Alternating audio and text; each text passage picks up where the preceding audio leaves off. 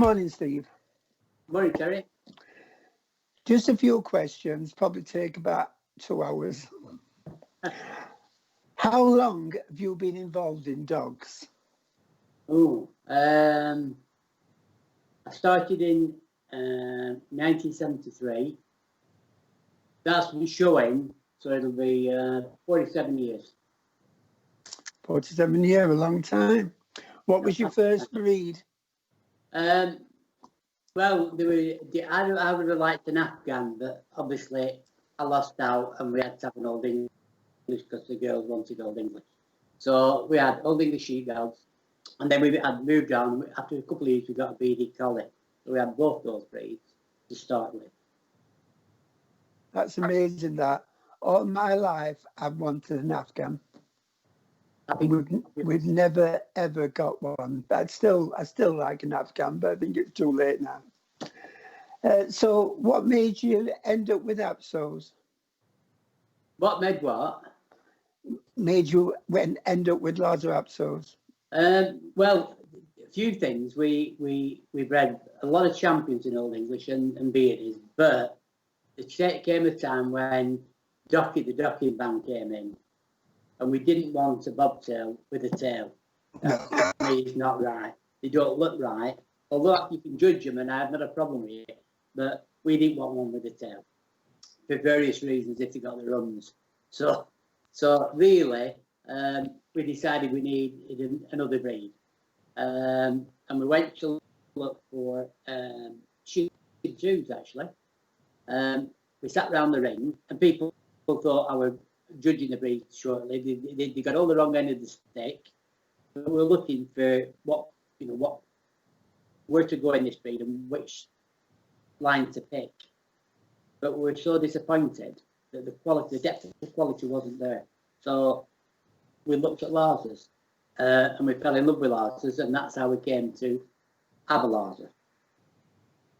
So you had Lhasas before Shih Tzus? Yes. So when did you start judging them? I started judging in 1977 with 3 classes at Darwin Canine Society, and I had an entry of 43 dogs in those 3 classes. I was frightened to death. I spilled coffee down my tie before I went in. I wear a bag of nerves because judging is a daunting task, because you're on your own in that ring, totally on your own, and you make everything's whatever you do, it's all your fault. So you get it right, you're great. If you get it wrong, you're rubbish. That's how it is. But anyway, that was my first introduction to judging, and that was in 1977. So what breed was that you judged, your first breed? Holding the sheepdogs. Holding the sheepdogs. Amazing. Yeah. So what's your breed? Yeah. So what's your favourite breed to judge these days? I think German Shepherds, because with German Shepherds, the people in them are so competitive and they want to win, and they keep on trying.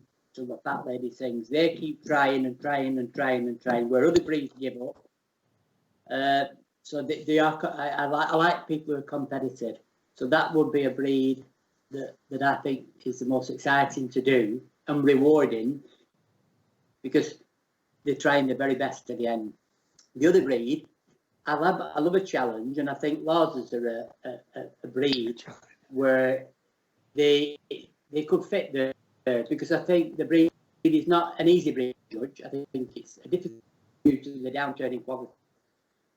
Lhasas are not easy to judge, and they're the breeds. I'd like to judge Afghans, but I've judged Afghans in varieties, but I'd love to judge them in a breed. Have you not done them at all? No. Oh, that's a shame, isn't it? I think that's typical, though, isn't it? Yeah. I'd love to judge Afghan, but it's you can only do certain. There's a limit to what you can do in there. You've obviously judged in a lot of countries abroad. Yeah, I've judged in every European country many times over 30 years.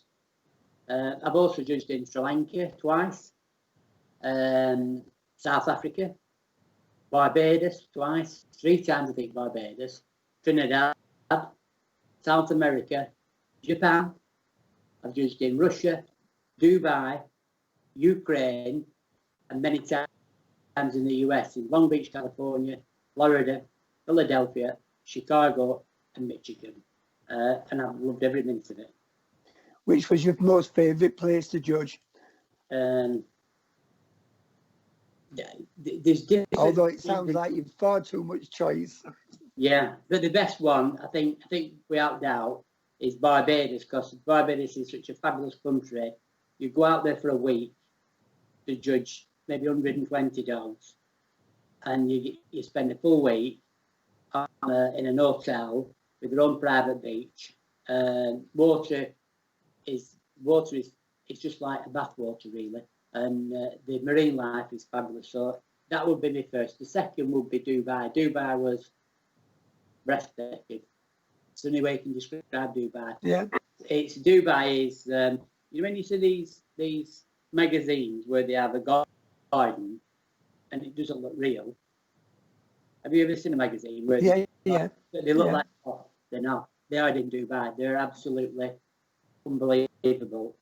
And it was only a pet show I did, but it was wonderful. And we were actually late to arrive at this show because there was camels crossing this road. There was 200 camels. Oh my God! Until these camels cleared the road.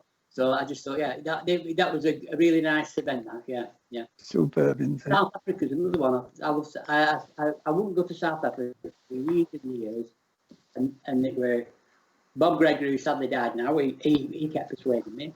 Albert White, they kept, and anyway, I succumbed and I went, and I'm sorry I never went 20 years ago. It was lovely, yeah. Sometimes things are like that, aren't they? You don't want to do it, and then when you do it, you wish you'd done it years ago. Yeah. I wish they asked me many times, and I just thought I need to go. I really regret when I was there, because I went when I arrived. They put in a B&B, and it was the best B&B I've ever been in my life. You had breakfast in bed, and your meal it was beautiful. It really like a 5-star hotel in this country. Yeah, it was fabulous. It was, yeah. So what's the quality of dogs like abroad, or does it vary tremendously? It varies. I think you get. I did India and Sri Lanka. Well, they tried their best, but they've got a lot of money, and there's not a lot of scope to where would you go and make your dog to, because there isn't the quality of dogs there. But they do the best. They do import things, but the best place I think I wouldn't argue, is America. I love judging America because one, they've got a really good attitude to breeding and showing.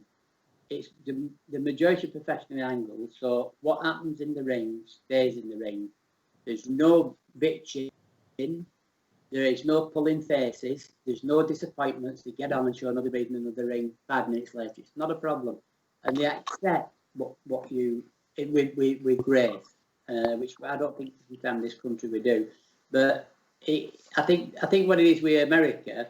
Obviously, it costs a lot of money to show a dog in America, and they've got the money to do it. But they have some fabulous dogs, and they're good competitors and the professional angles. So every dog is put down the best you can. And from what I've seen in pictures, the presentation is just amazing.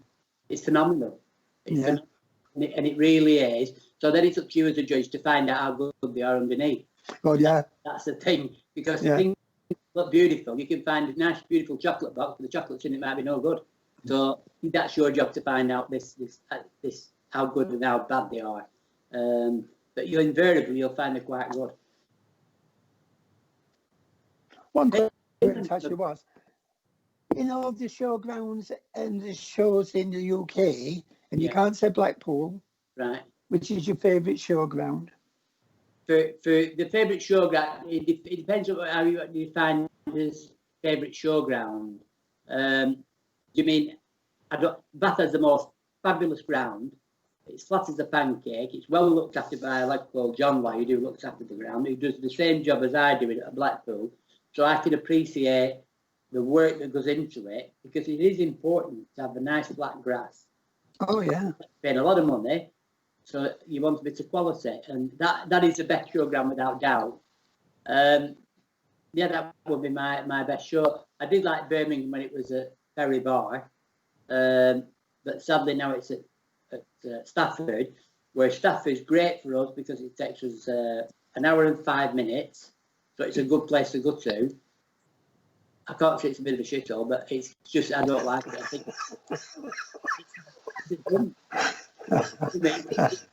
it's near for us, so it's a good showground in relation to when it takes us long to get there. Yeah. Bournemouth now, I think Bournemouth, they get lots of criticism at Bournemouth, but they are getting better. But it's a long way away, isn't it? It's a long way. It does make a difference, doesn't it? The nearness of a place. The older you get, yeah. Well, I weren't going to say that. I weren't going to say that, but yeah, it does. Yeah. The next question, which really I think you've already answered, tell you the truth, is if you could own any breed, what would it be? Would it be an Afghan? I would definitely, it would be gold, and it would be an Afghan without fail. But very close would be a Siberian Husky. I love Siberian Huskies. Judged them for years and years, and I just love the breed to bits. They are beautiful. They're a breed where they're a breed that wants to work. And they're not easy. Old, I couldn't do that. But because you're getting older, and big dogs are for young people, not old people. True, I agree. I'd love a Pomeranian. Would you?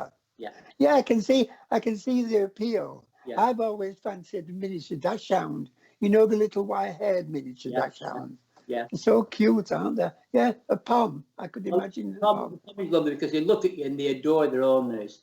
So yeah, they look at you like that, don't they? Love it to bits. Yeah. But the Daxes, going talking about the Daxes that won at Crufts, you know, and I don't do Daxes. I thought it was exceptional that Daxes. They do seem to have some beautiful stock. Yeah. Beautiful stock. I've watched them now and again because I like the breed. And I think there looks some depth of quality in that breed. Yeah. Yeah. So let's go back a bit to Apsos. Over the years, and I am talking back in the olden days. The Dark Ages. In the Dark Ages. What we can't remember. Who inspired you most in the breed when you first came into the breed?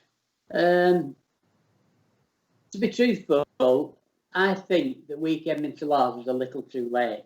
How long have you been in Lhasa?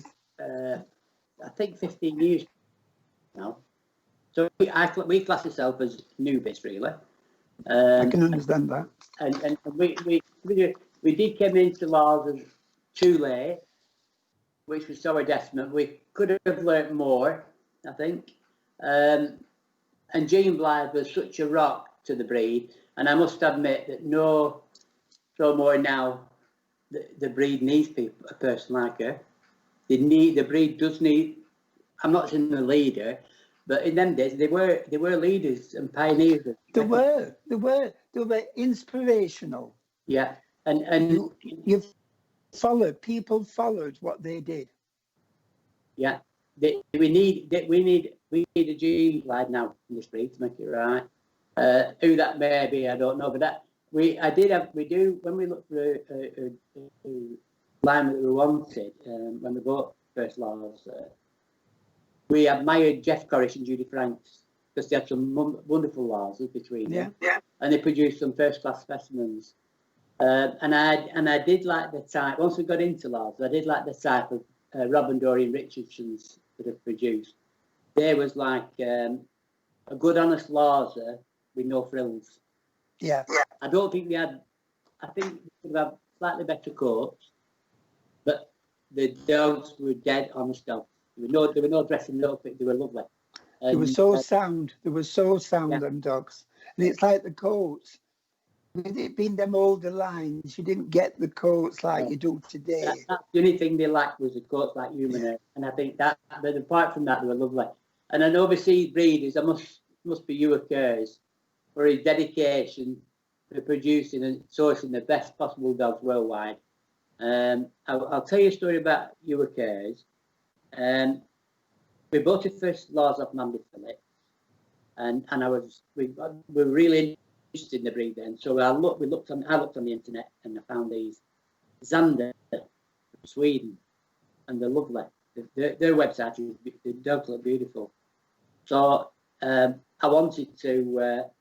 I was judging in Stockholm, and I asked Dan Eriksson, could he introduce me to this Ewer with the Lhasas? He said he would be at the hotel tonight, and I said, okay, fine. So he introduced me to this Ewer, and I took a printed copy of their front page of the website. So I got it out and shown this Ewer this. He said, no, that's not me. I'm Chick Chop Ewer. Oh. I said, I don't want to talk to you. I said, I want to talk to this Zander person, not knowing who Ewer was. Ewer Kerrs what you see. So I said, no, I don't want to talk to you. He did laugh, and that was it. And then, obviously, I didn't see this guy, this Ewer from the Zander kennels. I did go back to Gothenburg judging, and I met them there, and they offered me anything.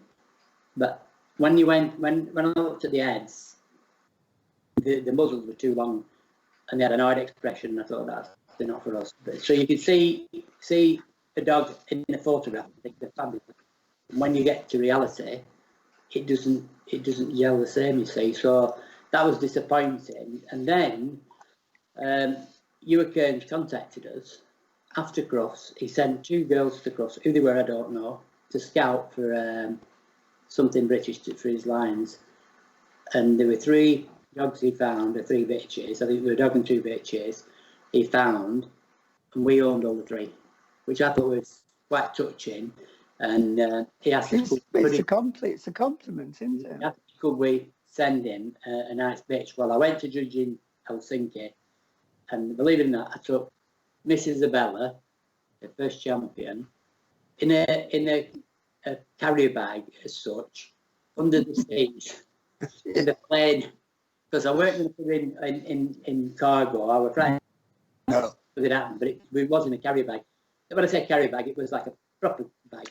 I know what you mean. Under the seats, and that flight, Chris and me were on that flight. He was judging a Wolfhound Club show in Finland, and I gave Hugh Kerns the dog. And he said to me, "Oh, I'll be showing under you tomorrow. We're doing Lhasa, you see, the day after." He said, "Oh, I'll be showing under you tomorrow." I said, "It doesn't matter to me." And when he came, and he was really embarrassed, and I said, "Move the dog a bit." I said, "She's a lovely move." He said, "Oh, she's light on the lead." I said, "Yeah." He said, "Do what you want with me tomorrow," and I did. I gave him 3rd. Yeah. Well, it just shows you how. It was an Orlean dog he just brought in from America, but it was too big and coarse. And I gave him 3rd. He was fine about it. I think he got best of breed. Not him, but a lady got best of breed with a black and white, which I'll talk about later. I think he quite owned it or he owned it. It came from America. But yeah, you've got to judge him for the dog. Not who's on the end of the league. No. So this, for all over the world, all the places you've judged in the world, which is there a particular dog which you found most outstanding and fitted the breed type perfectly, and the one that you went, "Oh my God, I wish I owned that"? The Lhasas or any breed? The Lhasas. Right. That would be the one I give best breed to in Finland. That the show I did in Finland where I took the bitch over, and it was called Champion Bargain. I think what it's called now. It's I can't think of its name now. It's Panda. It was a black and white male, and it was beautiful. It really was quality to what. Full of quality. When you go over a dog, and it's like magic. You cannot explain to anybody. There was another. I know I'm diversing somewhere else. No. I know what you're saying. You know the dog that the Black Coat Retriever who won Betty Shortcross under the Italian guy. Well, that dog, I've been over it twice. That dog, and I can only explain when you put your hands on it, it's magic. That's what I can only describe it like that. Now this dog was the same. Bargy Malin Panditskull was the dog. I think it's American import and it lives in Finland. It's fabulous. And the uncanny thing, Michaela went to an Helsinki show many years ago. And the dog, when I came home, I said, we need to find something out this dog we can import, because I think he's a lovely dog. He could, whether it would work remains to be seen. But when Michaela went over, the dog was about 12, and she went to a lady's house where the dog was staying, and she went over it. She came, it's clipped and everything. She came back and she came to the same opinion as me. We've got to find something, connect this dog and bring it in England and just see what we can do with it. So nice with that, really. And did you manage that? Yep. We got a dog called Magic Prince, I can't remember. I'm useless on names, you know. That black and white dog. Yeah, and it was really nice. I had a lot of time. It was a bit roundy nice for me. Was it nice size though? Yeah, nice size. Nice size.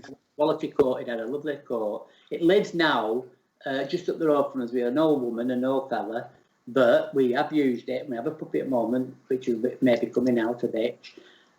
He were a dog where when he fired 2 litters, because he's a lazy, idle stud dog. Oh, there's nothing worse, is there? And oh my God. What happened was, there was a lady, I can't remember her name now, from Wrexham around that way, asked us to use him, you see. So when we mated this bitch, he bloody passed out. And I've never had that before. It passed out. I thought it was dead. But its heart was still going, so we thought, oh, it's fine. And when he pulls out, it's just normal again. Well, I've never experienced anything like that. I've never experienced that. The dog like clapped him dead. He was like, and anyway, to cut a long story short, this woman, and this was a total what I call a pet bitch. So she had this litter, and she said, "Oh, you must come and see him. They're lovely." And I thought, oh, right. you know, it's like, I can't be bothered. I do understand. And putting it off, and then somebody else who's in Shih Tzus who's not connected to them, she said, "You want to go and see their litter?" She said, "It's beautiful, you know." I thought, oh, maybe we should. And we went, and it was a fabulous litter. It really was fabulous. And she kept a black and white dog. She's a clueless out of show. She didn't show the dog at Welsh Kennel Club. That's what she does. It needs campaign. It's a lovely dog. I give it the first one it came under me. It's lovely. Anyway, that dog, that was how it started. That Bargy Malin Panda, and he's his grandfather. So we made it to one of our bitches. So we'll just see. We have a puppy bitch at it. So they're and scare and mad. But I did like that dog, and sometimes I feel guilty when the lady walked it. If I'm anywhere around, they stop at the top of the drive, and it looks down, and I thought, what a bastard I've been. You'll get in with it. It's terrible, really, but that's how it makes you feel, because Lars has had this wonderful thing of making you feel guilty. Yeah. So they just look at you, don't they? And I thought, they just look at you. It's terrible, really, but it has a lovely home, and it's walked 3 or 4 times a day. A little old couple, and I think that sometimes we give champions away to people. I do. Look after them, because you cannot explain to a dog, sorry, you can't come now to these shows. You can't explain to them, and the dog feels. Does the dog feel? And also, I think you're doing him a favour, tell you the truth. Well, I've let dogs go, champion dogs. As you say, I give them away to people I know and family and friends. Yeah. And within weeks, they're going to walk 6 times a day. Yeah. The cooking, it don't like, my dogs live on dry food. Oh, it don't like that dry food. Well, I Yeah. said, why? What are you giving it? Oh, I do it a bit of steak and I cook it a chicken and Yeah. it sleeps on bed and Yeah. they have far better lives. I think I do Yeah, understand. same with me. After I've been Apsos now for what 49 years. Yeah. I own one dog Yeah. because all my family and friends own the rest of them. Yeah. Well, that's the And, way to do it. yeah, one of Yeah. our friends got a black and white dog once, Yeah. and they'd never had a dog in their life. Lovely people, and I took him and said to him one day, "Can you look after this dog for me?" And they went, "Yeah, of course we can." Yeah. How long for?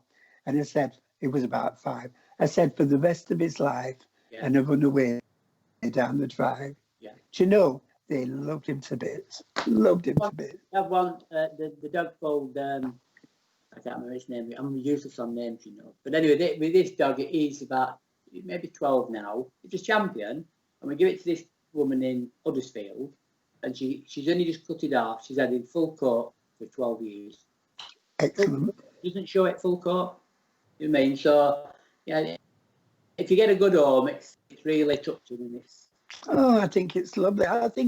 Sometimes I think it's cool that we keep a number when they can have that. I would never do that. No. All mine have gone. It's like Ricky, that black and white champion of mine. He now lives with my niece. Yeah. His coat's cut off. They live next to a country park. He's in the lake every day. Yeah. He's wet through every day. She says, as soon as I let him off the lead, he's in that lake. He'd have never done that if I'd have kept him. I'd have been like, oh, mind his coat.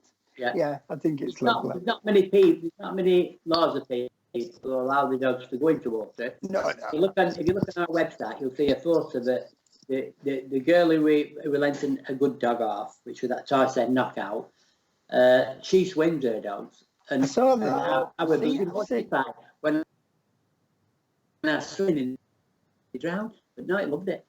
Really enjoyed it. You would think That's the coat one would weigh. thing You would think the coat would weigh them down, wouldn't you? Yeah, but they'd love it. Yeah. No, they love it. So like people, are we being too protective of this breed? Yeah. I think. They used to live on top of mountains in Tibet. Yeah, right. So let's go back to the breed today. Yeah. What do you think of the quality of the breed today? Bloody hell, that's a leading question, isn't it? Yeah, this is how to make friends and influence people. Right. Well, I don't get any friends, and I don't want to influence anybody, and it doesn't bother me what they think about me. I say what I want. I think it's a very loaded question to ask. Of course, it's but ask you have, and I will answer all as honestly as possible. But owners may not like what I have to say, you know. The breed, to me, the breed type is the biggest issue. I think breed type is. I see many losers today that could you could mistake for Avenese, you know. You look at them in the ring, look like a bloody Avenese. The losers should never look like an Avenese. Any breed that looks like another breed, then there's something wrong with that breed. That ain't right. And I would like to see better heads. I think heads, they're losing heads. They're going too broad, round in eye. They've got too much stop, and invariably too much stop will produce a round eye. You're losing this lovely, sweet expression because of the big round eyes. And it's the actual, and we've got one that's a bit deep in stop. It's a lovely dog, it's a bit deep in stop, but it creates this wrong, alien expression to what a Lhasa should be, really. And that's what I think. And I think that one of the big problems in the breed, and it's been prevalent for a long time, is shoulders. I think a lot of judges truly don't, particularly breed judges, truly have no idea about shoulder construction. You know, it asks for a well-laid shoulder, so it must have an equal upper arm and the same angle. But do they understand this? No, I don't think they understand it. I've watched them go over shoulders. They haven't got a clue how to go over shoulders or evaluate them.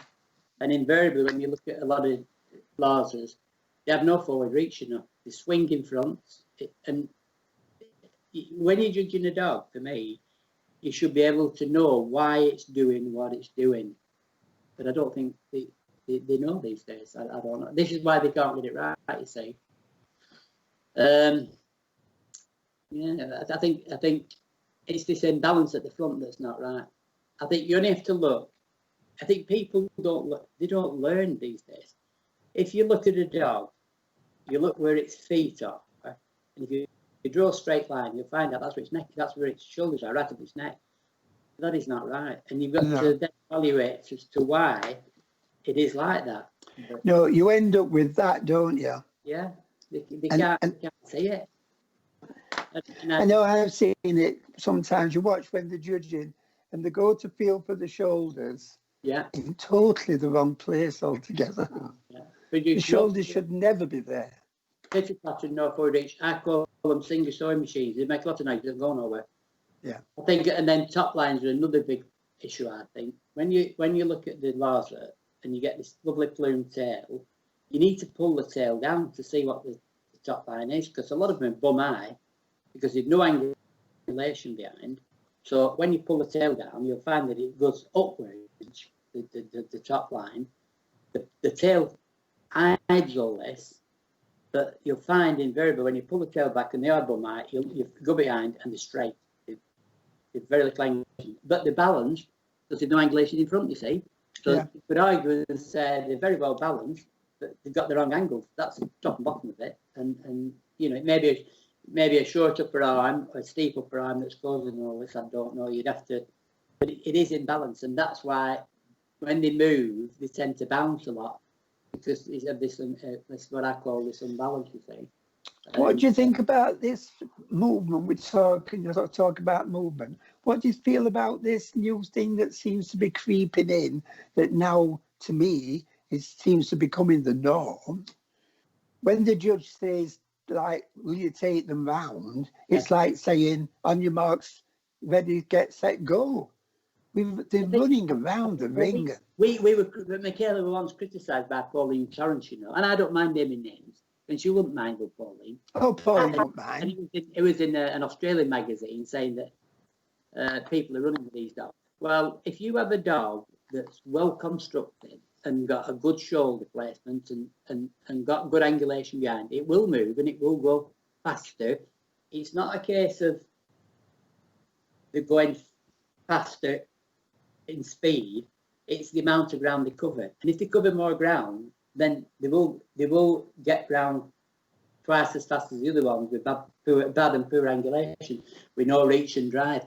So it's a misconception to say that you're running with these dogs, or you're running too fast. And the other thing as well, I don't think.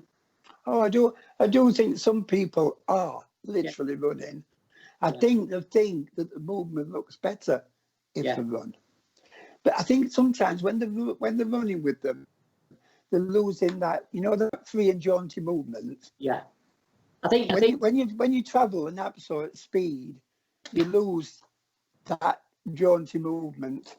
You just get. I think what it is. I think what's important, and you can't teach judges this, is carriage. If a dog has got wonderful carriage, it sets itself over the rest. It has this. I know it's hard. You'd have to. The only way to show these new judges is to show them by watching dogs move and say, "See the carriage on that. That is what you call lovely carriage. This dog hasn't got it, and it's a thing that's it's hard to explain really, and it's hard to. Carriage is the free movement that dog as it goes round, and the style and deportment and how it holds its head. It's all carriage, and it's hard to explain to these people. But you do have to know a lot about construction to be able to do that. They need to learn. They need to listen to the older end, and there's a wealth of knowledge out there. Because I would like to see better judging from our specialists personally. Do you think then? What would you say to up and coming wannabe judges then? What advice would you give them? Well, I personally can walk past my best friend with a bad dog and not place them. But however, I can give a CC to my best friend with the best dog, because judges need to start judging the dogs, not who's the person at the end of the lead. And if you are the dog that your dog's sired, it is totally irrelevant at any judging decision. It should never be in the equation whatsoever. And I'd like to see the breed judges understand what they are actually going over, because I watch some of them and they're going through the process, but nothing's going in the head. And when it comes to placing that it clearly bears that what you've been thinking. You just get it's a bit of a mess.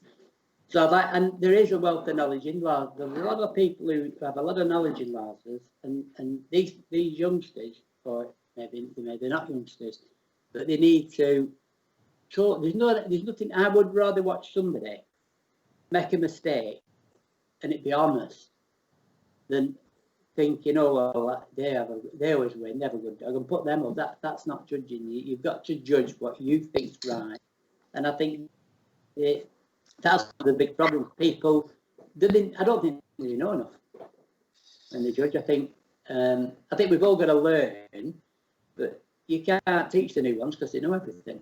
That's the problem today. And it's not when we were. I think we were very fortunate years ago because we had marvellous stock people who were willing to tell you why they'd done what they'd done. They were marvellous to watch. The critiques were informative. Like when I do a critique for a breed, I always do a preamble, and I think that's so important to tell the people in the breed what you think of the overall of the breed at this point in time. And whether I don't think they listen to you now anyway, but years ago they take on board. If you said that this is not right in the breed, I'll give you an example.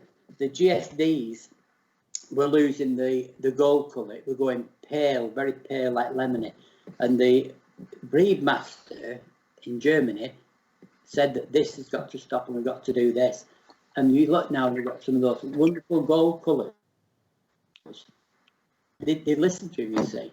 Do we listen in this country and do we listen to our breed? No. And I don't think it's not unique to our breed, it's every breed. No, I must admit, I've read critiques in our breed where the judge, as you say, points things out like mouths could be better, head shape and things like that.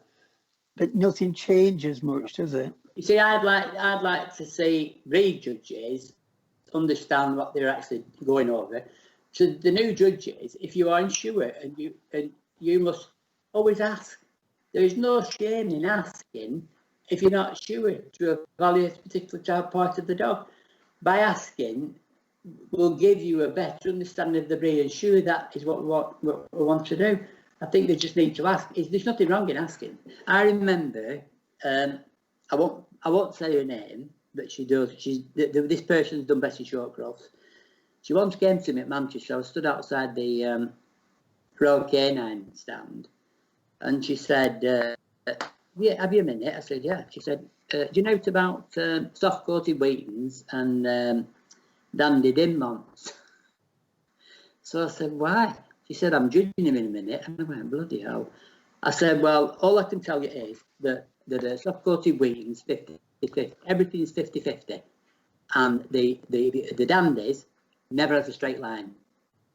And off she went. She does 6 of them breeds now, and she did better short cross. So she at least she was brave enough to ask me. I think it's wonderful.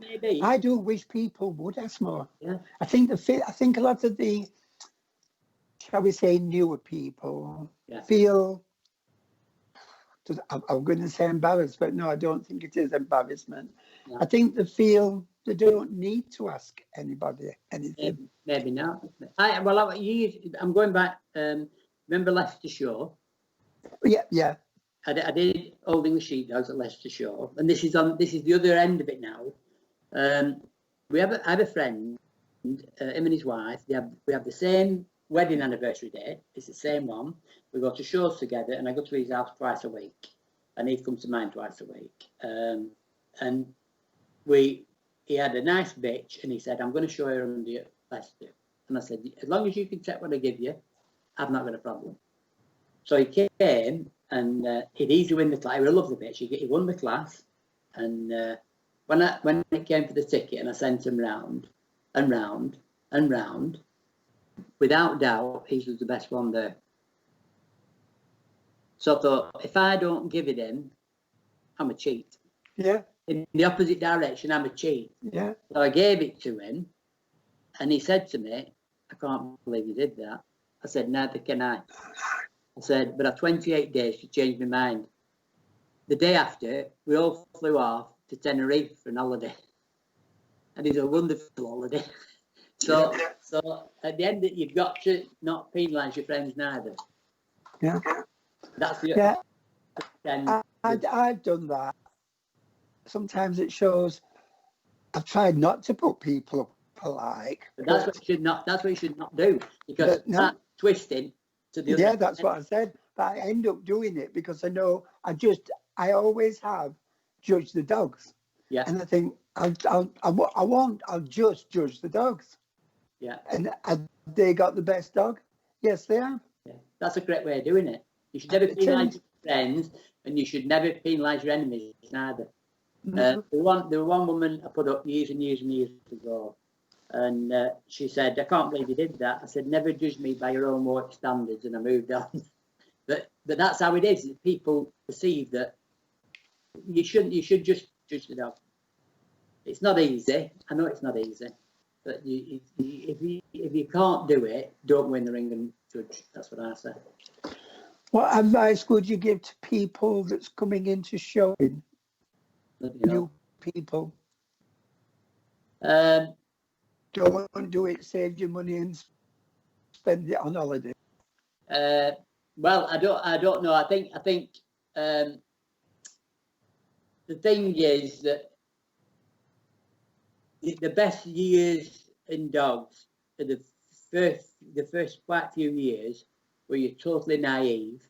Oh, I agree. What you win, you really cherish and you love it, and it's getting you, and you're getting hooked, and it's fabulous. There's no camp or politics with it, so it's the most marvelous time that you'll ever have in dogs. Because once you get winning, they'll hate you, they'll turn on you. It's terrible, and particularly the Lhasa fraternity. When we came in, it was horrible to us, absolutely horrible. There was no need for it, because we come from I don't know whether I think they think you're going to steal their CCs or something. I don't know what it is, but they were horrible. If you look at the dogs that we bred, the dog called Are You Looking at Me? That was named because people used to stand and stare at us at club shows. It was bloody awful. And that dog was named because Are You Staring at Me? Because we're not going away. We're here today, here tomorrow, and here to stay. We invested a lot of money into the breed, financially bringing dogs in and stuff like that. But I think people, they shouldn't bully people. They should welcome people and help people. These new people, you've got to, and particularly now, we've got to try and contain what we've got, not frighten them away. And I think the Lhasa people, not all of them, but they do bully them and frighten them and intimidate, and it's horrible. And I think we could be nicer and kinder to people, couldn't we? Really, I think so. Anyway, from what I've seen, maybe it's just me. But no. I can see it. I can see where you're coming from exactly, and I do think sometimes that when you come in from outside and you start winning, they do look upon you as a threat. A typical example with Judy Franks, weren't it? Oh yeah, typical. She had some wonderful dogs. Beauty had some beauty, and the presentation was beautiful. She came under me once. I was doing Shih Tzus and Mausers at that lovely hall in Stafford. And she came. The one you mentioned earlier. And she came. She had a dog in every bloody class. And I'm thinking, oh. And one class I didn't give her.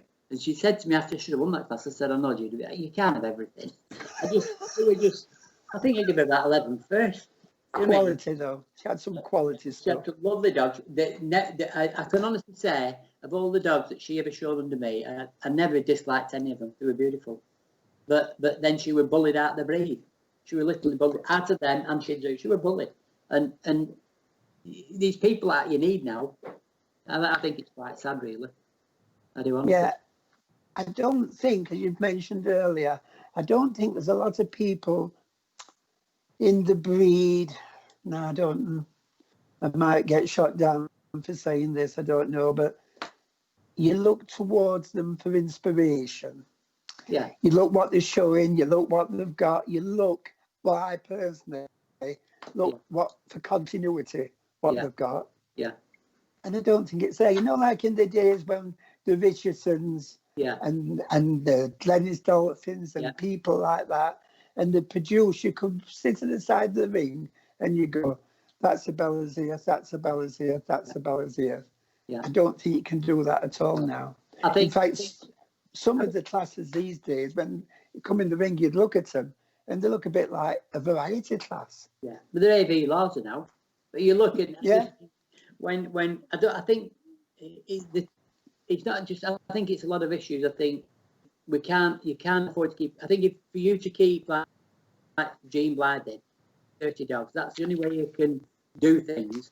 But people can't afford that now. I think it's because we've lost all the big kennels. Yeah, we don't have the big kennels these days that we used to have. They're all like hobby breeders now, aren't they? You could, if you wanted to put a good head on a dog or a good body or whatever you wanted to do, the better front. There were particular dogs you could go to, and in one generation, you will get what you wanted. Yeah. Today, you've got to experiment with the dog to see if it will produce, and that, we're now getting there where somebody's come and said, "Oh, can I use it?" No, this is the best dog. We ask them what they want to improve, and we try and say, "Well, that's the best dog to use if you want to improve whatever." Because I don't think these people, whilst they want to know what to improve, they don't know how to do it. We don't have breeders anymore. They're not breeders, are they? They're just, as you said, they're hobby breeders where it doesn't matter anymore, does it? I was speaking to somebody the other day on here, talking to him, and she went on about pedigrees and genetics. Yeah. Does anybody look at a pedigree these days? Well, does anybody actually study what they put in with what? Michaela does. Michaela's our backbone, really. She's been taught well. She's been in dogs since she was 3, and she's good at pedigree. If you go onto our website, you click on any dog, and there's a pedigree there. And if you look at it, it's saturated by Saxon Springs, which we tried to combine as much as we had a dog. I'll tell you this because I know that you might take offence, you might not. But Jeff Corrish, we do have my some of the stuff is shown, and he had 2 puppies from a mating, a Saxon Spring mating. I think it was called Saxon Spring Orinoco in Ireland, to Sarah Matthews. You know Sarah Matthews? Yes.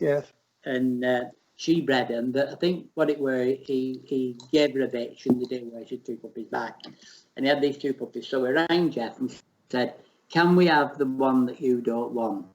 Can we buy the one you don't want? Because it's for the line. It doesn't matter if it doesn't show. It doesn't matter." No, it's the breeding.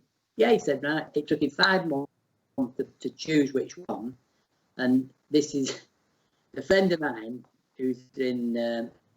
This friend of mine used to work for Lhasa Kennel, Nick Connell. I don't know if you know him or not. No, I can't say so. He used to work for either Bellazier Kennel or some kennel anyway, some Lhasa Kennel. He's had a connection with Lhasas. And he said to us, "Well, you get this one because Jeff's not good at picking puppies." And we did get the best one. Yeah. So sometimes you do. Yeah, but sometimes that works in reverse as well, doesn't it? Yeah, but we got You've got 2 puppies, you let one go, and then when you see it later on, it's better than one that you kept. Well, we got this puppy, which is basically a Saxon Spring technically, although it's a Sealaw. But that bitch has produced some wonderful dogs, and that I would put that down as the backbone of our initial starting to Lhasas. Your foundation. Yeah, and it's back. Some of these breeds we lent Sarah Matthews 3 down. She came to our because she used to be in Lhasa, did Sarah, if you remember. Yeah. Like her husband has 4 years, But she wanted to come back into Lhasa. Kids are growing up a little bit now. She wanted to get involved again, and could we lend her something? What have we got? So she came over, and you know that we had a bitch that we got third in the overall puppy stakes at Crufts. Don't know what it's called. I'm useless on names, as you've now gathered. I've gathered that. So I'm struggling with the pet names actually. But anyway, I struggle with my children's names, me. I go to about 5 before I get to the right one. That's a especially with grandkids. So she came to pick this puppy up. We're just over a puppy away. Because I think there's no point in showing a dog in June and stuff like that, really. So she came. When she came, she that's a nice dog, and that we're Don Carlos, you see. So we said, well, you can take him if you want as well. So she took Don Carlos, only to borrow, and this young bitch, she took this young bitch. And we said, well, you have a litter off it, and you keep one if you want. Anyway, we have another one, so we sent that. So she got 3 of ours at the moment, and she's soaked in Saxon Springs, and there is a dog over there, I think, a Saxon Spring dog, I think, or a connected, which she's going to use, which will be an interesting. Yeah, we try and keep as much as the good old stuff, and it's all going now, and gone. Yeah, it will. It's surprising how quickly a lot of those lines have disappeared. Yeah, it is really, really, really sad. That's why I said we came in to Lhasa. It's a little bit too late, because we'd have done more, I think, if we could have grabbed something off Jean Blythe and worked with Adam. You mean, it's a pity, really. But anyway, that's how it is. There's nothing you can do with it. No, you've got what you've got at the end of it. Yeah. But going back to choosing puppies, I think it's one of the most difficult breeds to pick a puppy out of a litter. You could do with really running every litter until 6 months old. Michaela's quite good at picking puppies. We pick them early. I pick them early. I like to see them wet, and about 2 or 3 weeks, I think I like that. Yeah, but they changed so much. Yeah, but we Apsos changed so much. Well, exactly. We did. One of the dogs we had, which produced some good stuff, was again I can't remember its name. The 12-year-old dog it is. I can't remember his name now. And he's a champion. And we used him when I went in for my operation, which was in October last year. He was 12-year-old. We went and used him, and he produced a litter of about 6 or 7, whatever, and we lost. All of them died of puppy fading, puppy syndrome, except one. We still got one, and he's very like him. He's called Shenedene, the last man standing, because he's the only one. Which is appropriate, yeah. So we'll just see what happens with him. As I said, with 3 puppies at the moment. One a Shih Tzu puppy and 2 Lhasas. There have been 3 Lhasas, I can't remember now. And so he produced at 12-year-old? Yeah. That's good. But he's a line. You see, we had this lady called, it's a young girl called Minnie Tupler from Finland. She lent us Tarzan Knockout, which I thought was a wonderful dog. He was a bit big, but he was sheer quality, and he was a show dog. And he were a multi-type. I don't know how many he got: American titles, European titles, international. And then he came over and won 9 tickets and he got a ticket at Crufts. Nobody ever used him, you know. No, this was a sad irony of the thing. All these dogs was over here, and anybody could have used them. Yeah. Nobody used them. I thought they were fools. We used them. We had had one came over from Norway. That was Chick Chot's my man Ashley. He was a lazy dog, but he was a lovely dog and a good producer. And he produced this one. I can't remember its name. And then this Mimi Tuplin lent us this dog, and she came over at Crufts. She said, "Have you anything I can borrow?" And we had this dog. He was only 15 months.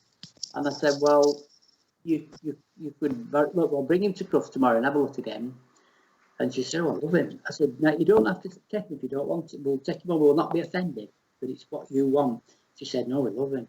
And they took him to Finland, and they used him. She went to a show, and she had a bitching season. He intimated it. That was 2 days after he arrived, and she had this wonderful litter, and which produced. And I think he's a really good producer. That was Chick Chops, some of the surprises for. He came over here, and while he was a little bit touch short, he could have been a fraction longer. He was a lovely dog, and he's a fabulous producer. Over in Finland, he's producing lovely dogs, you know. But nobody used him, and I just don't understand how. If there's a dog here, use it. Have a risk, take a risk, and you may get something nice. But nobody ever used it. And then which is bizarre, really, don't you think? Well, we took sperm off these dogs. So we've got sperm stored. And I said to somebody, we don't need to go out for years because we've got all this sperm. Oh, how much do you charge? I said, nothing. No, it's not for sale. The dog were here to use when you were here. If you want it, we're not going to sell this sperm now. We need it for us. So people don't think in the dog game now anymore. They don't think about. And when you think now, wouldn't it have been wonderful if we had all these Saxon Spring sperm now? Yeah. There's so much because which is really bizarre that I go back further than what you do. Yeah, 2 years. 2 million. 2 years. I look back at some of the dogs over the years and dogs that we've used and dogs I've had like Nedley's Domino, and you'd love to be able to use them again now. You'd love to be able to go back and use them again. Yeah. But all them lines now have gone. Yeah. And it's sad. Yeah, well, you talked to, like, you were Curtis. I talked to him and I said, you know, have you any sperm from the dogs, what they call him, what Wendy Kane sent across. I can't think of his name now. But he had a lovely dog that was producing some real quality. Have you any sperm, you were? No. You mean, why? I don't understand it, Ray. Why? Is it the money? Is it the money that stops them taking the sperm? I really don't know, but we could have had the continuation. If we'd had all this sperm now, all this continuation of quality would have been still. Yeah. I've been talking to somebody earlier today in Australia, and I've been talking about frozen semen over there, and it's an everyday thing, an everyday occurrence. When I was over there, I went to see. You'd have loved this. I went to see some people that owned a turf farm. There's never a turf farm that grew grass for a living. Massive it was. And also, there were the top Afghan kennels in Australia. And she showed me around, and she showed me a litter that she'd got. And that litter was like 4 generations of frozen sperm. Yeah. And the one she was keeping, she called the Iceman. Lovely. Yeah, because but to them over there, that's just a norm. Yeah. You do it, and it's so, and you were telling me today, you can buy the sperm and you get them in like straws, what they call straws. And you get a pack of about 4 straws. Yeah. So you can use one, and if it's successful, you can save the others and use them later on. Or you can sell them to other people. Yeah. What a fabulous idea. We've got loads of stories, and because you never know, do you? No. If we do pack up and we don't do it anymore, I don't know what we're going to do with them. And it costs £250 to draw the sperm and freeze it, and we pay roughly around a couple of pounds a year to store the straws. That's all. We're thinking about actually going to start storing our own, and maybe other people's. I don't know yet, because you've only got to buy the nitrogen and that, and the nitrogen gas, but at the end of the day, it could be the way forward for us. Yeah. And it's like mating bitches. I do believe that the way forward is AI. I do, honestly, because it's not stressful for the bitch. It's more clinically clean. There's no cross infection. We do all that. Yeah, it's all no cross infection. Some people aren't successful at it, but we're quite successful at it, and I think that technically, that's the way forward. Is this a thing that you do yourself? Yeah. I think you'll have a lot more people asking you about this. Yeah, but we do. You remember Harry O'Donoghue? Yes. Yeah.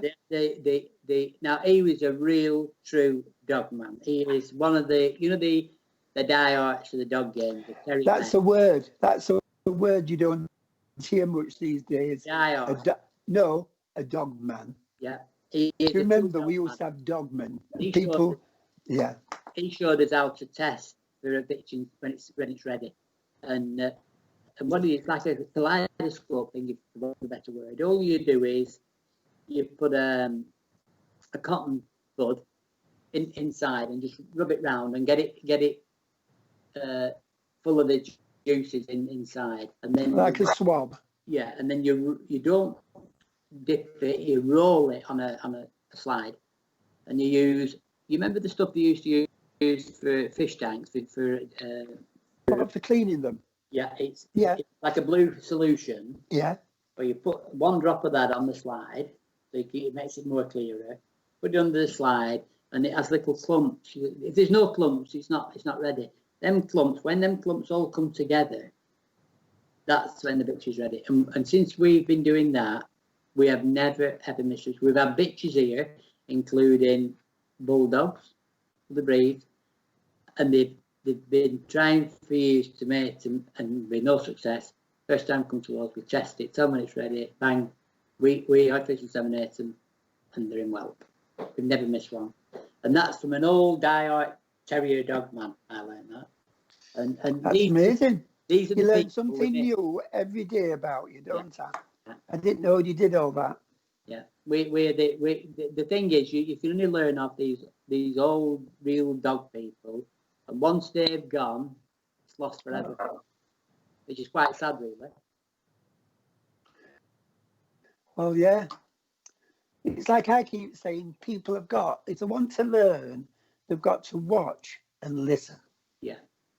Watch what's in the ring and listen to what people tell them. Not just dismiss it. Yeah, just ask. Keep asking. Just ask. I had one at the Midland club show. I think it was just the open show, and I went, and there were a lady came who was nothing to do with Lars. She's she had Samway, and she said, "Can I sit and pick your brain?" I said, "Of course you can, love." And we chatted, and I asked her what she thought and what she would play, how she plays them. And after 2 classes, I just got up and left. I said, "You'll not learn nothing from me." She was just nothing. She weren't taking anything in. No. I thought I was wasting my time. Which is again, I find all these types of things sad, really, in a way. I do. I don't get annoyed about it. Well, I do a bit, but I find it sad that people aren't listening. That somebody, mind you, I'm probably as bad. There was somebody in our breed, and I'm not one for going up and telling people this and telling people that. No. But I did think that he'd like to know something, and he was doing something, and I thought, so I just went up and said to him, can I just mention this? And I did do. Never spoke to me ever again. Childish. Just childish. They're just childish. The thing and it was something, personally, I thought that I wish somebody had told me that years ago. Yeah. I remember when we first started, obviously you used to steward a lot, and you could ask the judge why they'd done what they'd done, they'd tell you. And some of these judges, like Bobby James and Bill Siggers and Joe Cartledge, you hang on their every word. You were in awe of listening to them, that they would actually talk to you and share the information what they had. It was a marvellous time, really, that we don't have that now. No. And you listened to them, didn't you? You listened every to them. word, and you took what they said as the Bible. It's the gospel, yeah. And when you get, for example, Bobby James, where sadly he died too young, really, but he wrote some of the most marvellous critiques and his mind was unbelievable. If he gave you a ticket, say 20 years ago, he could actually 20 years on, he'd tell you the name of the dog. He could really recite that critique he wrote for you. He were that good at it. He were unbelievable. Maybe he had that much in his mind it blew him to death. I don't know, but he were a marvelous person. Do you remember Joe Braddon? Of course I do, yeah. Well, now he was But one. he just used to tease you then, didn't he? But he were a good dog man. He was an old-fashioned From Yorkshire. dog person. From Yorkshire came from. Yeah. A Yorkshire dog person. What more could you ask for? Yeah. He were whilst he were a rum. You see, while we have rogues now, we had rogues then, but they weren't bad rogues. They were rogues. They weren't vindictive. They weren't vindictive. You know, today they are, but them days they weren't like that. They had a sense of humour. They were a bit Jack the Lads, weren't they? Yeah, they weren't like that. You couldn't feel bitter against them. You just walked away laughing. Yeah, it was a different time, I think. Yeah, and people don't understand. Maybe we're old farts just reminiscing. I don't know really. Well, you've only said I remember twice. I think when you got old is when you go, oh, I remember when. Yeah. But I do. Right, can you put your other hat on, please? Right. I do know that you're a very talented and multi-skilled person, which for a man to say you're multi-skilled, it doesn't seem to happen, because according to the women in my life, men can't multi-skill. All right. Well. So you've got your committee hat on now. Tell me about how that all happened. Well, it started. We bought our first dog in 1973, which was an old English sheepdog.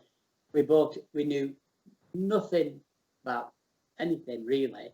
We were young. We had 3 daughters, and they were babies. It's very, I think Michaela was about 3 or 4, something like that. And they obviously there's no TV. Well, we've got TV, but black and white. And it was like that? Yeah, very limited. A fuzzy picture. Oh my God, we are old farts, aren't we? Black and white. I didn't know about dog papers. So there were no communication, and there were no skill set as to where you buy a dog. And we bought it from a kennels, a commercial kennels in Rochdale. And we paid £65, which was, in them days, that was a month. Fortune. I weighed 14 quid a week then. Yeah. Well, we bought this dog. Don't let me have an Afghan, by the way. But we bought this dog, and we went to, with the kids and the dog, we went to a place called Clitheroe Castle Fete. So we're walking round, and this bloke stopped me, and he said, he was looking at the dog, and he said, "You want to show that?" And my reply were, "Show it to who?" I didn't show Yeah. it. Yeah, I can believe that. The thing of dog shows. And I don't think I knew there were crufts either. So maybe we led a sheltered life, and I don't know. So anyway, he gave me a phone number to ring for a training class, which turned out to be Clitheroe District Canine Society. And I went, and they were in class, and I'll never forget. It was a hall over the Quat funeral parlour in Victoria Street in Blackburn, and then it was a small hall, and then I eventually were invited onto that committee, and I became the chairman for 28 years. So that's how I first got into administration, if you want to call it that, doing something to pay, giving something back to the dog.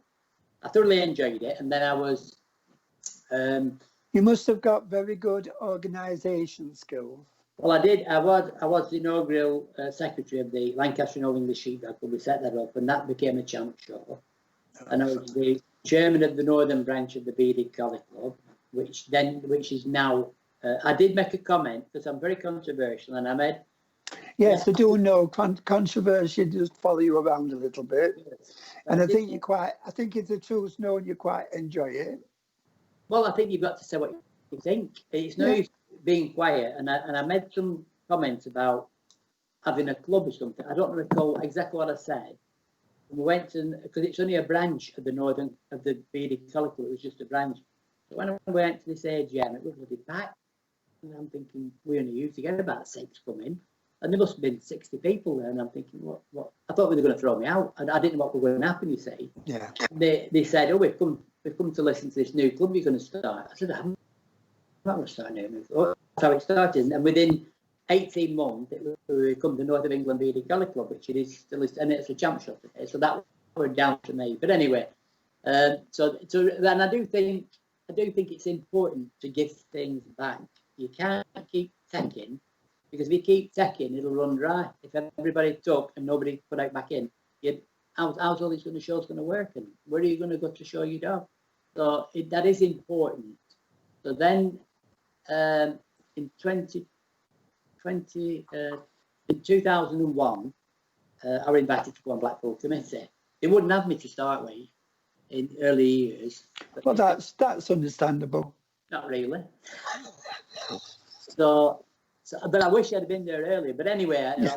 I went to, I took up the offer, which was lovely, and I worked my butt off. I worked really hard, and within 3 years I was secretary. So really, and I think, you know, it's when exhibitors, and it was quite funny, because going back to this hostile people in Lhasa don't like it. In 2012, do you remember our show was flooded? Yes, yeah. Flooded, and a lot of people came in complaining, but everybody was flooded. I couldn't, and I moved the ring from the Dallies have got longer legs, so they can go in this Lhasa ring, and the Dally ring were reasonably dry, so I changed them round, you see, as a favour. And this, do you know, they came in, this is true, Fiona Coward Scholes came in with all this money in her hand, and she said, I want to make a complaint. And I said, all right, what about? She said, the flooded ring. I said, but everybody has a flooded ring. I said, it'll cost you £35. You got to put £35 on as a complaint, you see. I said, it's just not with. Oh, she said, they've all put £1 a piece in. I said, you're bloody joking. So I couldn't believe it. So I took the money off them. They did lose it. The chemical would just throw it out, you see, and they lost it. It's an act of God, really, isn't it? Believe the way they were. You won't get your insurance money back on that, would you? It's an act of God. When they interviewed me at Dog World, I actually brought that up and I said, you know something? I said, well, I'm going to put £35 down and complain. And you couldn't believe it. It's my own breeding I'm in. I said, I couldn't believe it. I said, all I can say to them is get a life. Yeah. That were it. So anyway, that were it. So, but I think you shouldn't blame, exhibitors can't whinge and moan when things go wrong with bad weather. We can do a lot of things, but we can't control the weather. There's nothing we can do. That when in 20,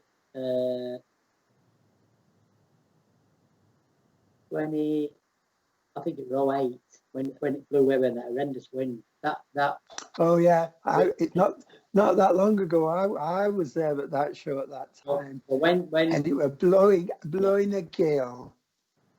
On the Sunday we got through the first day, and the second day it poured down all day, so it loosened the temples. And on the Sunday the wind came, and the tent was 100 metres by 80 foot wide, and it lifted the lot, and it went in field next door. And when unbelievable. When the emergency services came, they clinically cleaned it for dead bodies for 3 hours for you to leave. And people don't, and we're doing this voluntary, and you're thinking to yourself, and these people are mourning and gripe, and you think it's unbelievable. But like I'd like to give some idea of the facts about the General Champ Show as to how much all this costs. You know what I mean? To use a venue, and we don't pay this because we have 2 venues. We're very lucky we have 2 venues. But for Leeds or Richmond or whatever, for them to hire that ground, just to hire the ground off the owners, they want £30,000 plus that. That's 38 grand. Big money. That's before you put a tent up. Then the tent in at some shows just can be as much as £75,000. And then you've got the benching cost, which is 33,000. And then the printing's about 24. An hotel is 7,000, the catering's 5, the car park staff 6, and judges' expenses £4,500, and the miscellaneous 5. And then the dreaded Batman comes along with takes 20%, which is 30 grand. And they wonder where they say it's expensive. This is why it's expensive. And they wonder why the entries are so expensive. You don't understand. You know what I mean? And they want everything. They want a deluxe show for a second-rate price, and it doesn't work like that. You know what I mean? And it is quite sad. But if they want the shows, they've got to pay. Because I remember the times when we used to go to shows, there were crap tents. The toilets were the men's toilet. I don't know about the ladies and everything, but the men's toilets were a little trough in some sort of canvas surround, weren't it? You just went in there and peed in trough. Yeah, I remember them. Yeah, I remember them days. It was like some guttering, like some guttering off some roof that just put that down. Could you imagine what if you give them that now? What they'd be screaming, wouldn't they? Oh my God, health and safety. They'd have a birthday, wouldn't they? Yeah. I've just thought of something with you saying about that, the expenses of a show, which is very interesting, and I think it will do people good to realise how expensive it is to run a show. Well, even the Kennel Club building, is £1,000. Oh yeah, I do know that. £1,000, and you're supposed to sweep up after. I know. Yeah, disgusting. Going back though, Eamon. Yeah. Are you a part of his team? I'm wondering. Oh my God! Can I put this in, and can you put it back further back? Right. So, what do you feel about the entries of championships or dropping so much? Do you feel there's anything we can do to increase these entries? I think the breed needs to be more kind to the people who come. I think we need to be more friendly and welcoming. I think we need to learn how to retain what we've got. Because I think in the past, with the dog shows, and particularly, I know it sounds terrible, but the Kennel Club, they're to blame as well. Because I think, because you've got an influx of new people coming in, and them that go out, you don't care anymore how many leave, because you've got more coming in, and it's not the same now. There's not as many coming in. So we need to learn how to retain our customers by what I truly believe. I'll give you an example now, and I've fought at this at the Kennel Club for quite a long time. I think you need to give people more. They need more now. They're greedy. You've got to feed their appetite, really, to keep them. And I think reserve CCs. You need to do something with them. I'll give you an example now. We had a bitch called Demara Filthy Gorgeous, right? She got 2 CCs and 8 reserves. Now, this is where my argument I put to the Kennel Club. We have a bitch that 10 judges have said that she's worthy of being a champion, but she's not. Yeah, there's somebody down the road with Lhasa, and they've had 3 CCs, and that's a champion. But only 3 judges have told them it's a champion, but 10 judges have. So how does this work? It does not make sense. Do you not think we could, for example, 3 CCs would become 1 CC, but you must win a CC independently to that?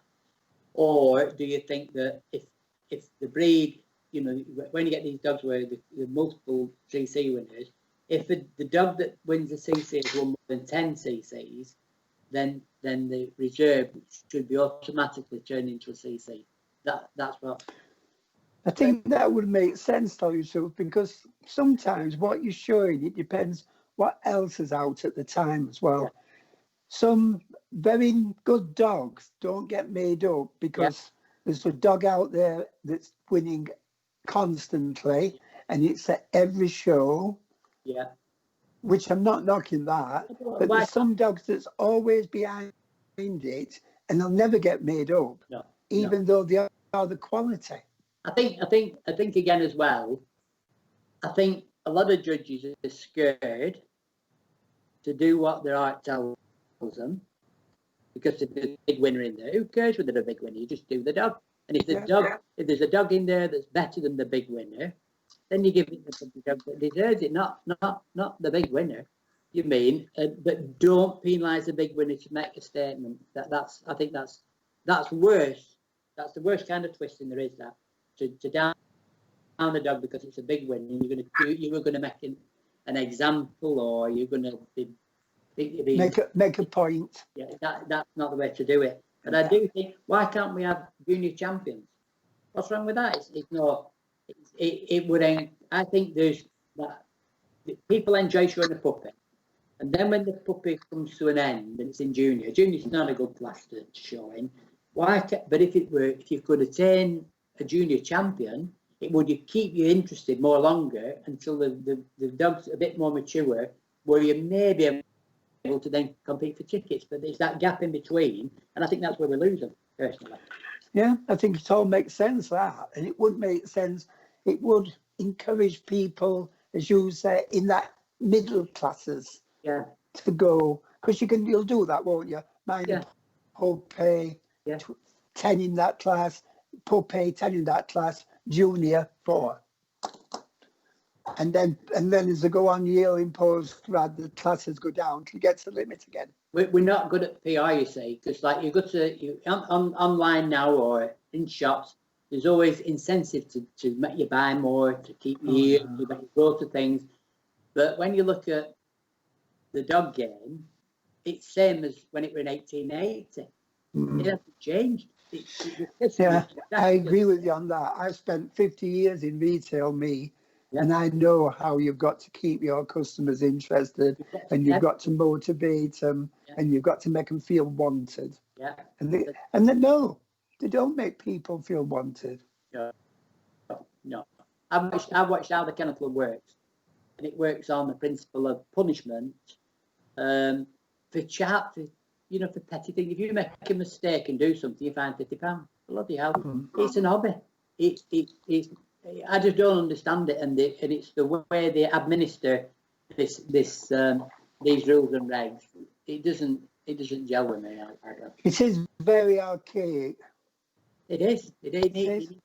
He's dragged all the dog game. He's dragging into the 21st century in a big way, really. And like this, I were on that JCF review body at the Kennel Club, and because that JCF were appalling, where you judge, for example, now you judge 5 dogs, and you pass your tests, all your tests, and then they let you loose on, for example, golden retrievers, 250 gold. How can you judge 5 dogs and then qualify and judge 250 golden retrievers? I don't understand it. I don't understand it. Madness in itself.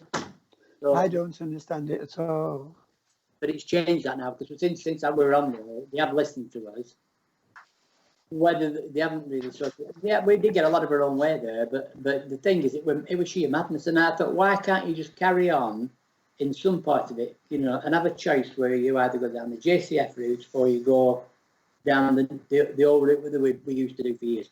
Because people have spent thousands of hours and thousands of miles driving all over the place, doing all these tests and judging these classes. They don't count anymore now.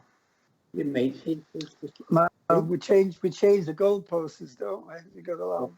Yeah. What do you think about this new mentoring scheme that we're talking about? Depends who's the mentor.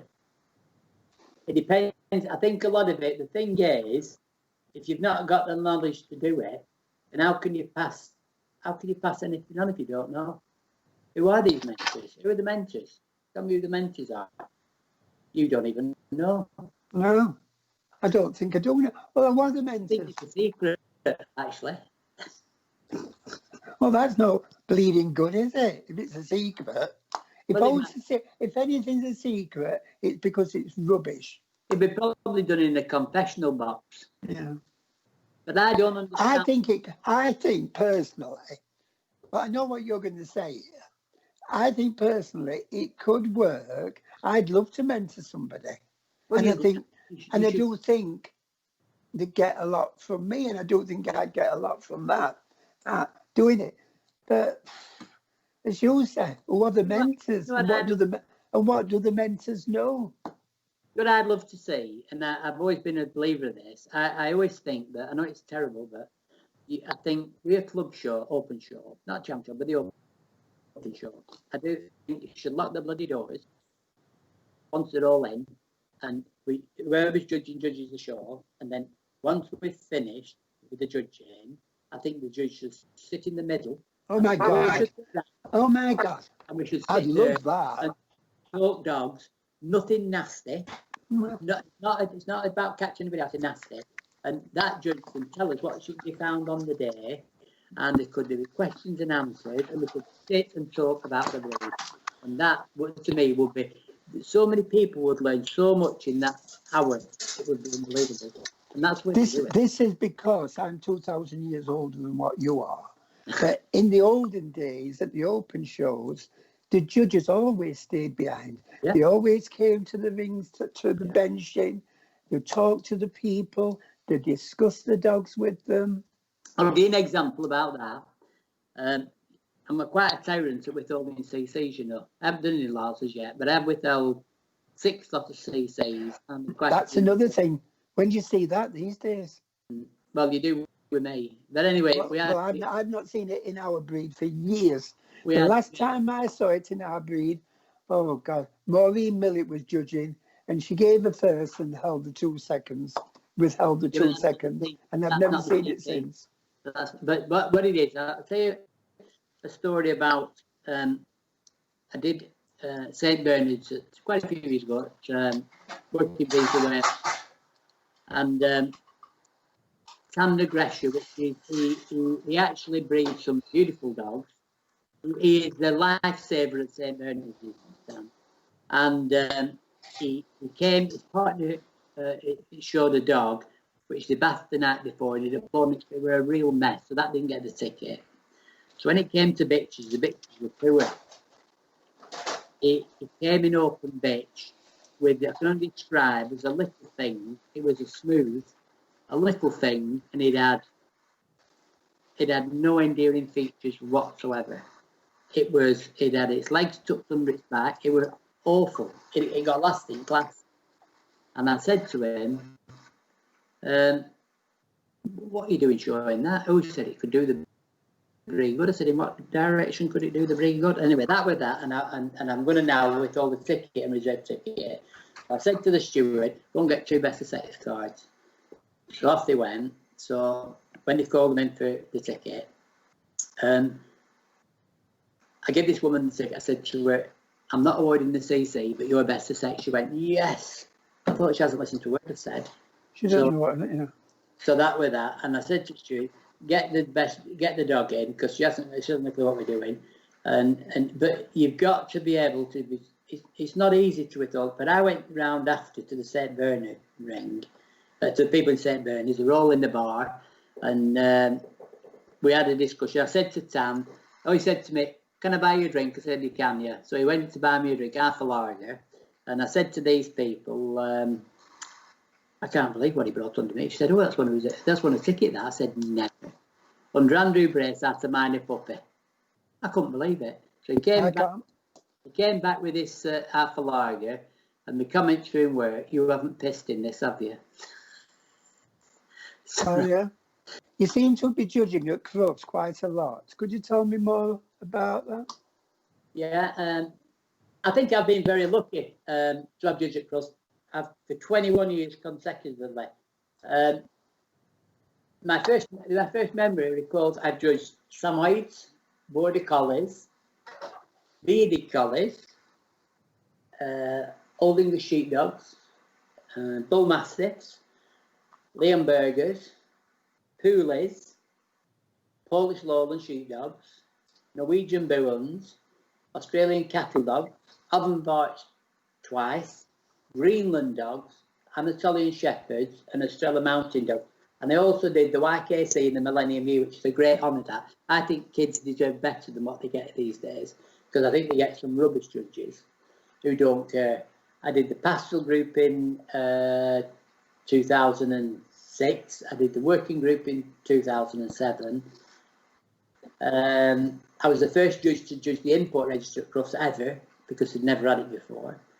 And I was the last judge to do the stage before they abandoned and then brought it back, and did the YKC Stakes finals.